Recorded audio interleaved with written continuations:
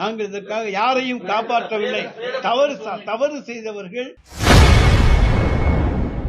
சிவகங்கை மாவட்டத்தில் விசாரணைக்கு போலீசாரால் அழைத்து செல்லப்பட்ட இளைஞர் உயிரிழந்துள்ளது குறித்து செய்தியாளர் எழுப்பிய கேள்விக்கு அமைச்சர் ரகுபதி பதிலளித்துள்ளார். சாத்தியமும் கிடையாது. கடந்த அதிமுக ஆட்சி காலத்தில் நடைபெற்ற லாக்அப் டெத்துக்கும் இப்ப சமீபத்தில் நடைபெற்றதுக்கும் ஒரே வகையான பாக்குறீங்களா? அந்த லாக்அப் டெத்துக்கும் இந்த லாக்அப் டெத்துக்கும் நீங்களே வேறுபாடுகள் இருப்பதை உணர்வீர்கள். குற்றச்சாட்டுகள் சொல்லப்பட்டவுடன் அந்த குற்றம் சாட்டப்பட்டவர்கள் அங்கே கைது செய்யப்படுகிறார்கள். சிறையிலே சில சம்பவங்களிலே அவர்கள் உயிரிழக்க நேரிடுகிறது. இல்லை என்று நாங்கள் சொல்லவில்லை.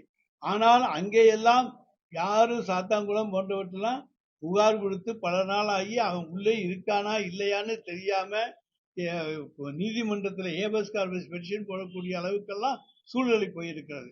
இங்கே அப்படி அல்ல. இருக்கிறார், அவர் காவல் நிலையத்தில் இருக்கிறார் என்பதற்கான ஆதாரங்கள் இருக்கின்றன. அங்கே எந்த காரணத்தாலே அவர் மரணமடைந்தார் என்பது அந்த பிரேத பரிசோதனை அறிக்கையின் மூலமாக தெளிவாகும். நாங்கள் இதற்காக யாரையும் காப்பாற்றவில்லை. தவறு செய்தவர்கள் காவல்துறையினராக இருந்தாலும் அவர்கள் சட்டத்தின் முன்னாலே தண்டிக்கப்படுவார்கள் என்று எங்களுடைய முதலமைச்சர் அவர்கள் தெளிவாக சொல்லிவிட்டார்கள். ஆனால் கடந்த முதலமைச்சர் அப்படி சொல்லவில்லை.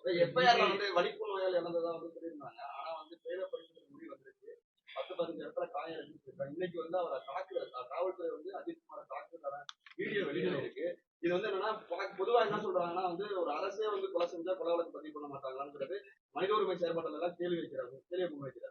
நாங்க தான் என்ன சொன்னேன் உங்கள்கிட்ட, குற்றவாளிகளை நாங்கள் பாதுகாக்க மாட்டோம், குற்றம் சாட்டப்பட்டவர்களை பாதுகாக்க மாட்டோம், அவர்கள் மீது உரிய நடவடிக்கை எடுக்கப்படும் என்பதை எங்கள் முதலமைச்சர் சொல்லி இருக்கின்றார். எனவே இந்த பிரேத பரிசோதனை அறிக்கையின் அடிப்படையிலே அடுத்த கட்ட நடவடிக்கையை அரசு மேற்கொள்ளும். செய்திகளை உள்ளது உள்ளபடி தெரிந்து கொள்ள ரெஃப்ளெக்ட் நியூஸை சப்ஸ்கிரைப் பண்ணுங்க.